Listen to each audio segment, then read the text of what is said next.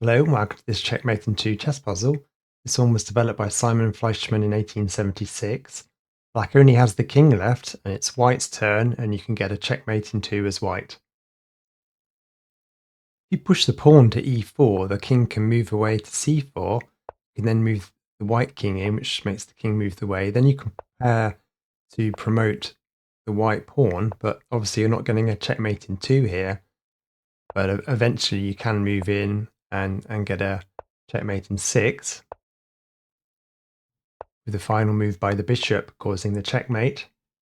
If you move the rook to c3, that actually causes a stalemate because the king doesn't have any available squares to move to.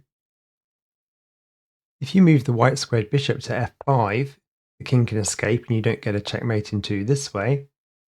If you move the king to e2 and the black king moves to e4 instead of c4, you can actually checkmate in 4 by moving the rook back up, which forces the king back down, and then you can finally checkmate with the bishop. Okay, so the solution to this one is to actually move the rook to b3. The king only has one square to move to, and then you can move the bishop into e6 to checkmate the king in 2. Okay, that's the end of this video. Please like and subscribe. See you next time.